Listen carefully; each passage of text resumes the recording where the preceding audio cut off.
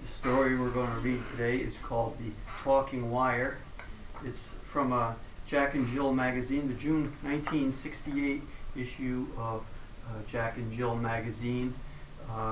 Talking Wire is a story about a boy named Scotty and his grandfather. And the grandfather is a telegraph operator at the railroad station. And just for those who don't know about telegraph, before they had telephone or before they had television, they had telegraph. And so for the letter T, we have a telegraph key here, and we can let the kids pass this around so they can see what a telegraph looks like. This is it was something they used Morse code, so each letter of the alphabet had dots and dashes, and they could send messages over the talking wire. And the story today is written by Jack McLaren. And there are two pictures by Leonard Vosberg. And okay, so my red-haired buddy here, he's going to be the grandfather, and I'm going to be Scotty. And we're going to get a kid volunteer to hold up the pictures at the appropriate time. Okay, so are you ready? Yes, I am ready. Okay, so I'll start because that's how it starts. All right. Okay, it was late afternoon. I have to take off my glasses in order to see.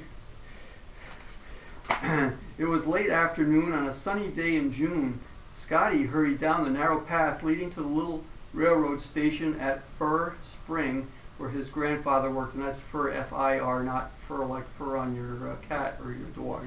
It's fir like a fir tree. School was out, and Scotty had been promoted to the 3rd grade.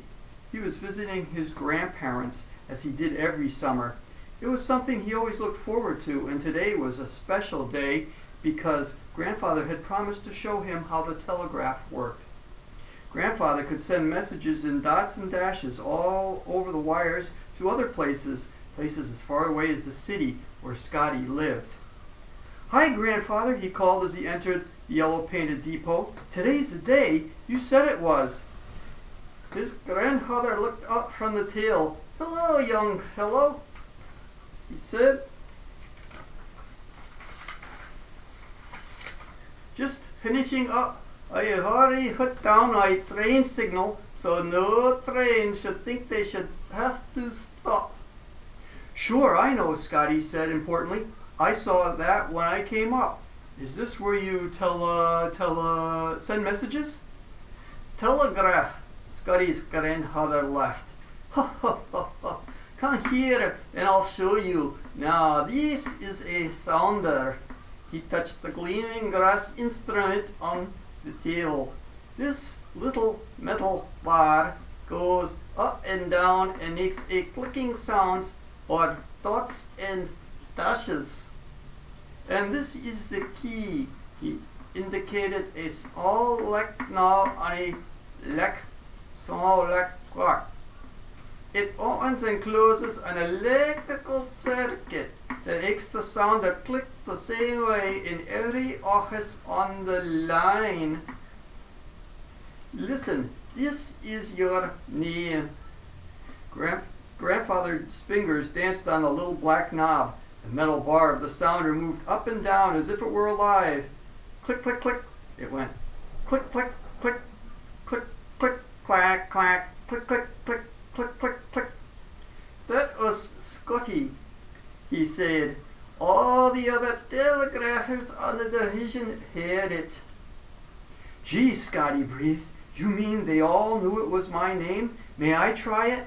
So this is where we show the first picture, which is Scotty and his grandfather with the telegraph key. We'll have the kid volunteer show that picture.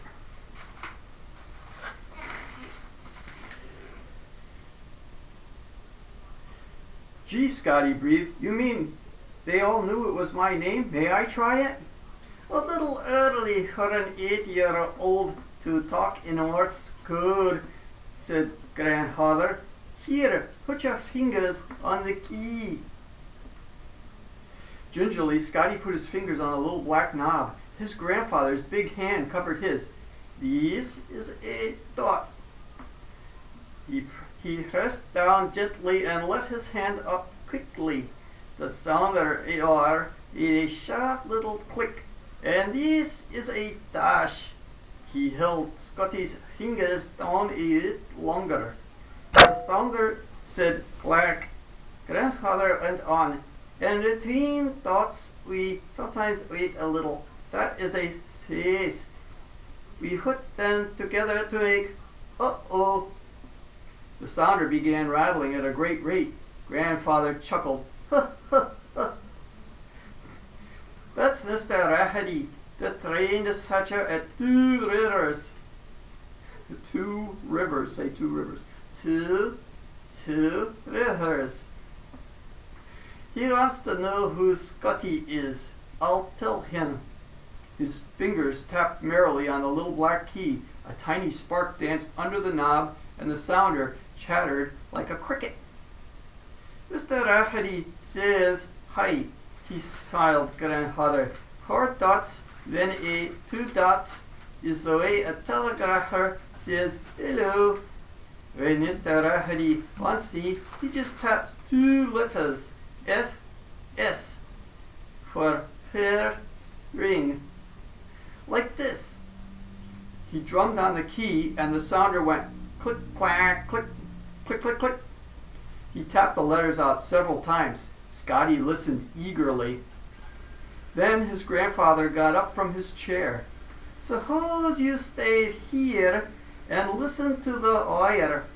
I have a freight car door to check, so the local can move it to a siding in the morning. He went out, and Scotty sat down in front of the telegraph. From the bay windows in front of him, he could see up and down the track. In both directions, the shining rails led away into the dusk. It was exciting to think about the powerful steam locomotive hauling freight and people all the way from First Spring to distant places all across the country. Grandfather was a part of all this, and Scotty was very proud of him. Far down the track, he saw a small pinpoint of light. Then he heard a long, low wail, the lonely sound of a locomotive's whistle. A train was coming. It would be fun to pretend he was in charge and could send it on its way. He wriggled excitedly. Suddenly, the telegraph began to make sharp, urgent little sounds. Scotty sighed. He wanted desperately to know what message was being sent.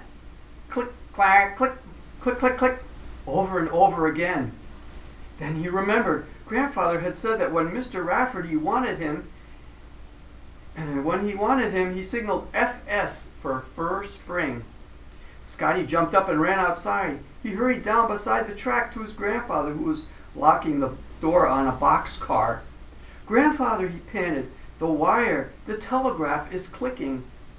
Grandfather laughed. It's almost always talking, Scotty. Messages go back and forth all the time. Besides, the dispatcher knows that I am off duty.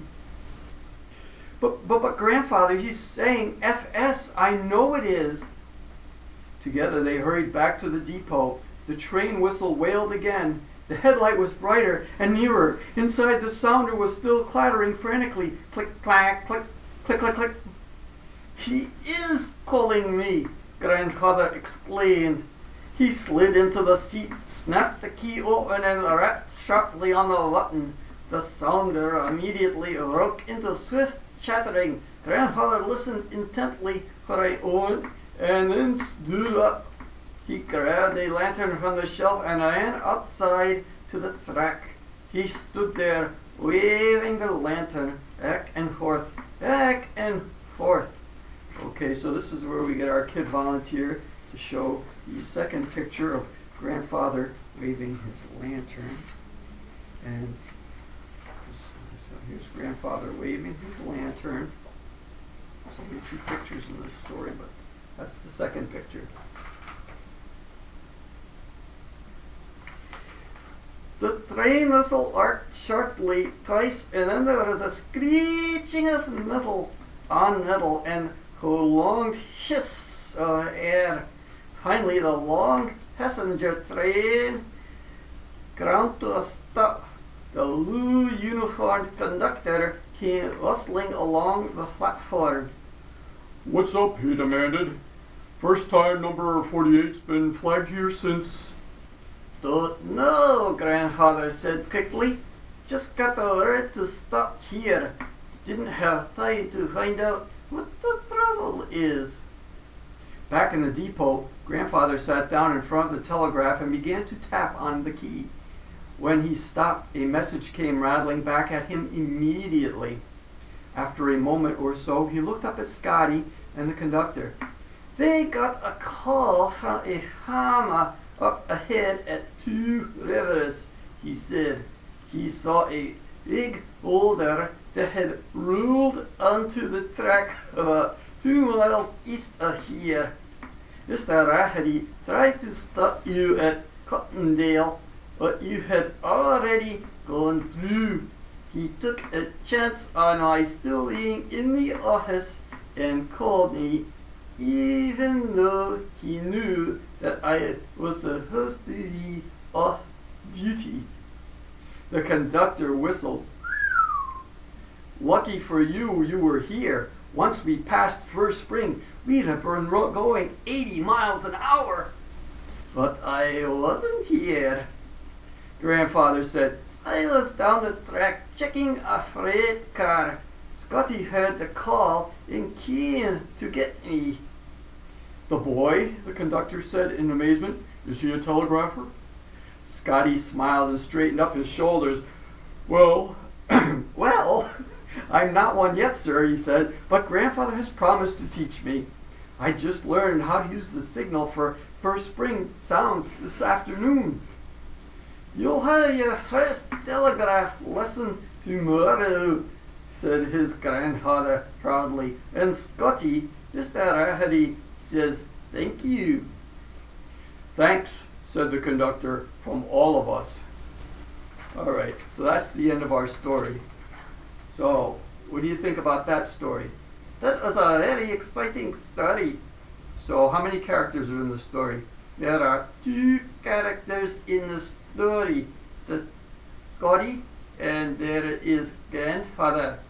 Well, there's also kind of a third character. He doesn't say much. He's the conductor. Okay, 3 characters. And what's the setting? The setting is at a railroad station, and it takes place during Scotty's summer vacation, and it takes place over 100 years ago when they had telegraph. And your hair is very messy. Your hair is very, okay. So, let's see, what else do we ask? What happened in the beginning of the story? In the beginning of the story, Scotty comes to see his grandfather, and he learns about the telegraph. And in the middle of the story, what happens? In the middle of the story, Scotty is alone in the station while Grandfather checks a door on a boxcar. And at the end of the story, Scotty hears a message FS, which means fair spring. Fair spring. Fur spring. That's what I said. Fair spring.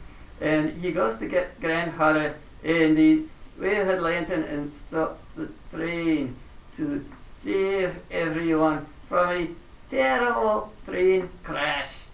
If the train had crashed into the boulder, it would have been curtains for everyone. Very dramatic story, wasn't it? Yes, it was a very dramatic story. So, you know all about the letter T now. Yes, T as in telegraph.